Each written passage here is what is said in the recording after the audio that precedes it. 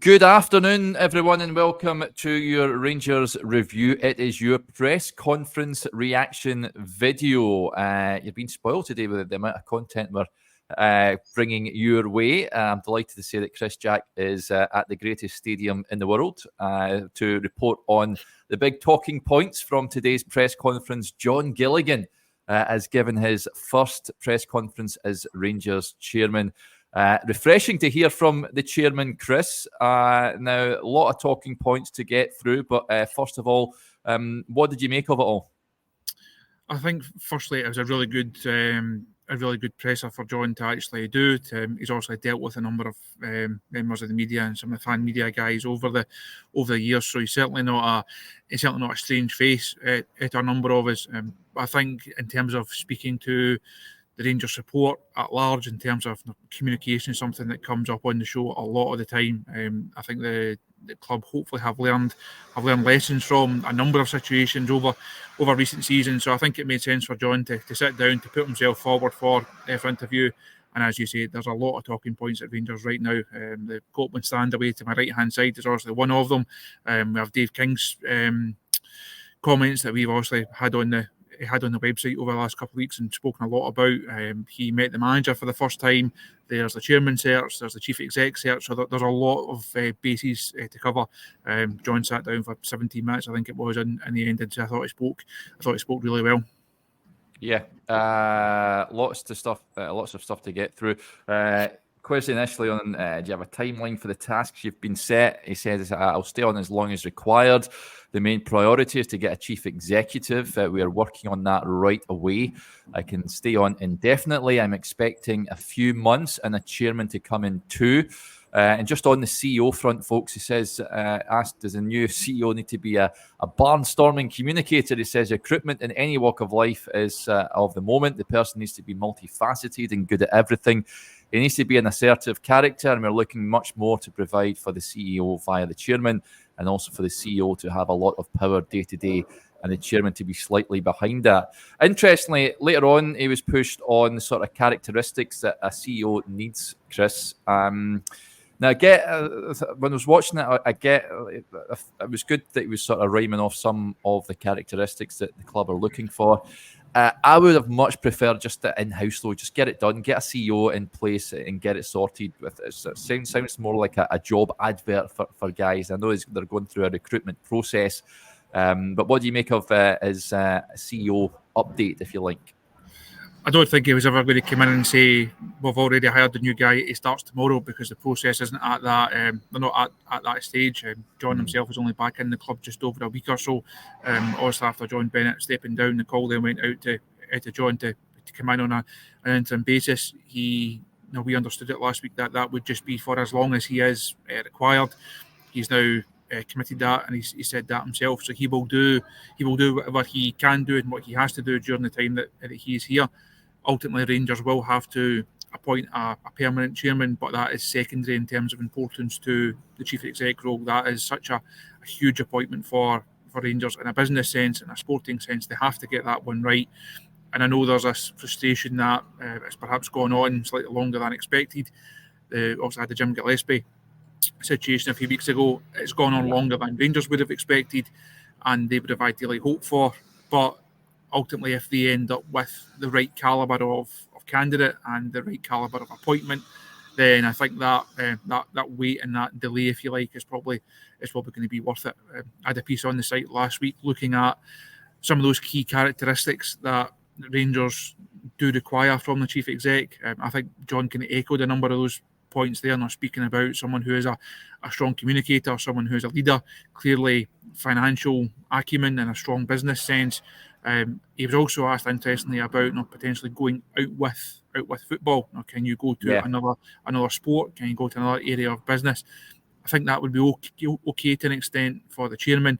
I think for the chief exec, he has made it clear they're looking for someone that does have football knowledge and certainly a knowledge of this club, a knowledge of the environment that Rangers are operating in, both in a sporting sense and also a political sense, in terms of relationships with Hampden, relationships with Holyrood, relationships with the media. There's a lot of aspects that the new Rangers chief exec has to be able to handle a lot of boxes that he has to tick, and I think John can outlined a number of perhaps the 4 or 5 most important ones there. Yeah, he was asked on a personal level, how do you feel about being Rangers chairman? Really pleased, honoured. Mrs. Gilligan isn't too happy, but I am honoured. It's a privilege. I'm delighted to come in after John had to step away because he is a personal friend.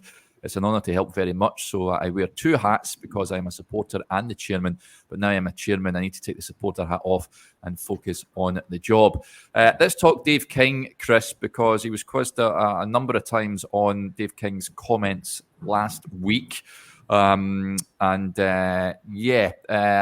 up a little clip that we've got on our social media channels shortly. But basically saying that his comments unrealistic, calling for an EGM. He said Dave is a real businessman. He knows how shareholdings work. He is a 15% shareholder. The other directors are 10, 12, 13% shareholders. It is unrealistic.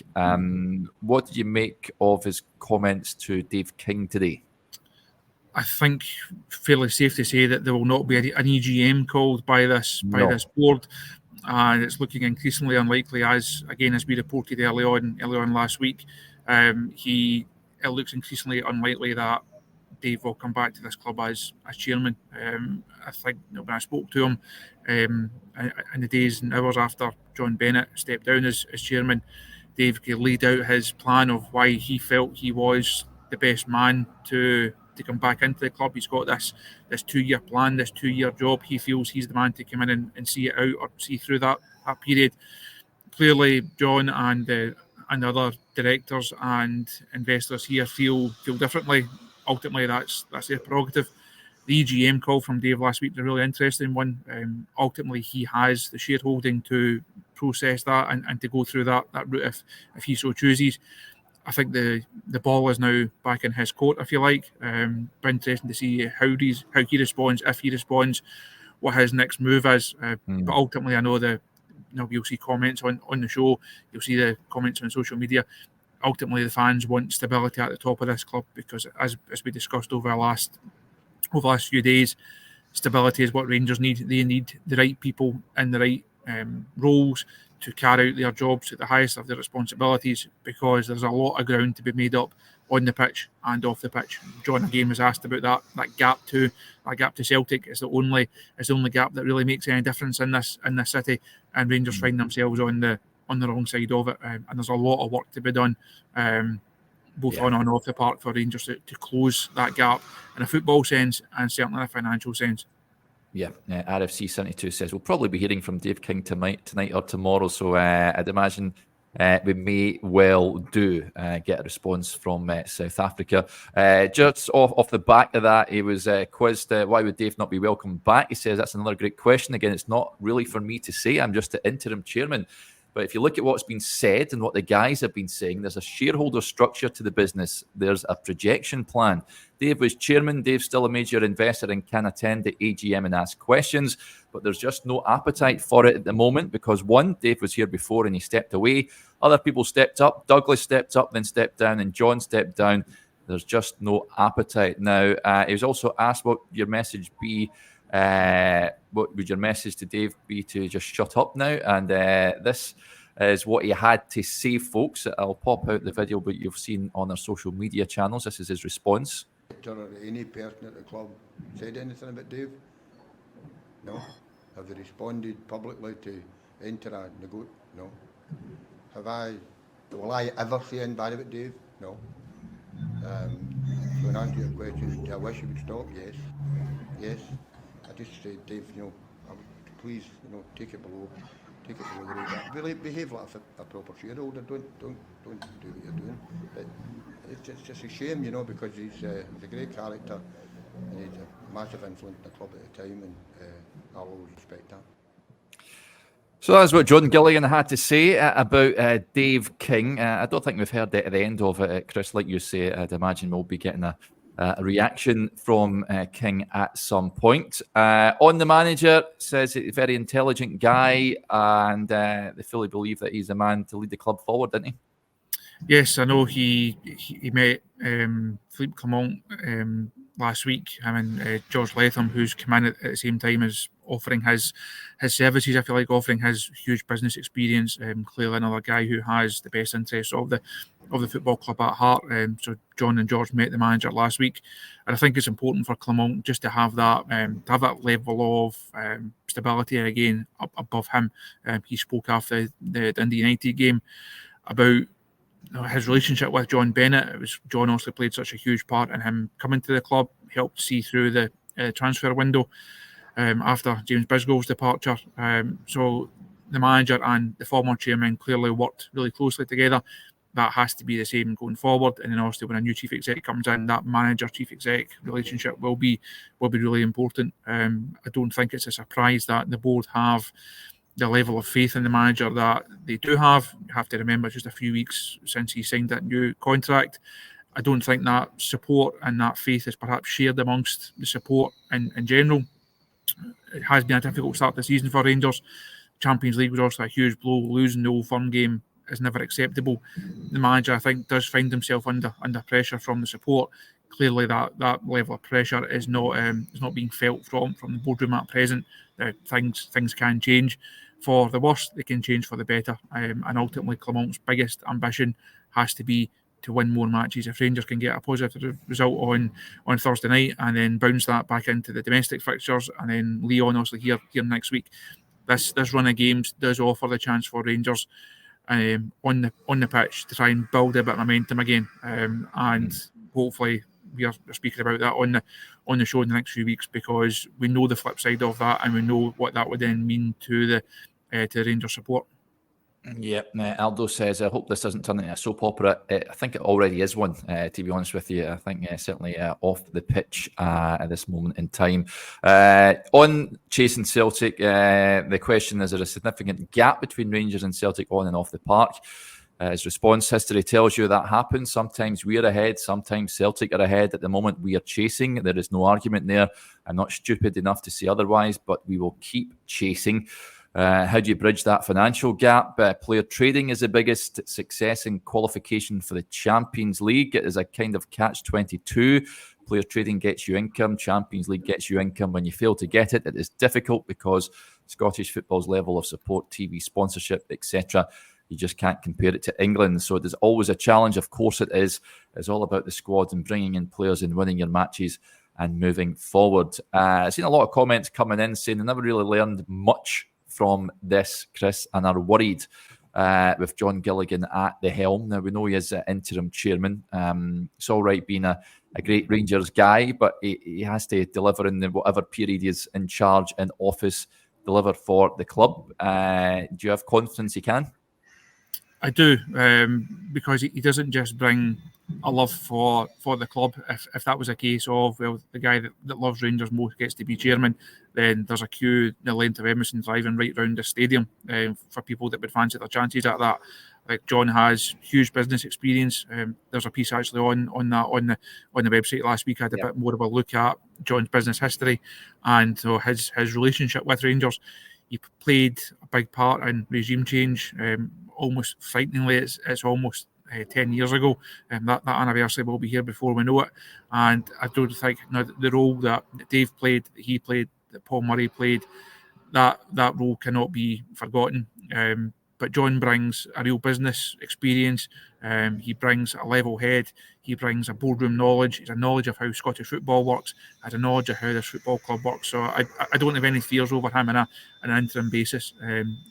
Once it became clear that no other members of the board wished to put their hand up and succeed John Bennett, once he made that call to step down, I think it made a lot of sense to turn to someone like John Gilligan to give that short-term stability, that short-term bit of experience. And I think that this board, I know, has come under a lot of criticism. It will continue to come under criticism. Well, there's still questions about certain people on it. But I think in terms of that interim chairman role, for me, John Bennett is the ideal man to hold that position at present. Yeah, he was quite. How do you compare Rangers now with Rangers in 2015? He said it's almost ridiculous to compare it. It would make me cry rather than laugh. You cannot describe how low we were in 2015 and what we inherited in terms of all sorts of aspects of the club. It is unrecognisable since that day. Listen, every day at Rangers Football Club is a challenge. The level of expectancy is enormous. As a fan, I'm part of that problem, but it's just ridiculous to compare it, even begin to compare it. Whether we disagree or what have you with his comments today, Chris, as we touched on at the top of the show, just great to hear from the chairman. No, so I think it made a lot of sense for John to hold that press conference there. I think it's good of him to give up his time and to speak to the fans directly. As I said right at the top of the show, communication has been a problem. It has been something that the fans have criticised the club and the board and the executive for over recent seasons. So I think it made a lot of sense for John to do that. But I say time will tell. Ultimately, he will be judged on what he's able to achieve as chairman, just like the manager is judged by what happens on this pitch in front of me. What is said in press conferences clearly important. Clearly, that communication directly with the fans is important. But it's up to what people, it's up to what those people then do in their respective fields. It's the most important thing. A few comments coming into this chap here. It's good of him. But given the fact that we haven't heard from a Rangers chairman since when was it? I mean, the Rangers TV interview that John Bennett did. I'm talking proper press conference. It's not something that is the norm, Chris, at this football club. No, it's not. It's not something that has happened. It's happened for a while. I say John Bennett obviously had his RTV interview in mid-July, the weekend of the Union Berlin game, just to give people an update on the Portland and a couple of other matters. But I think it's good that John has decided to do that. It's not going to be a weekly occurrence. It may well be the last time that we ever hear from him.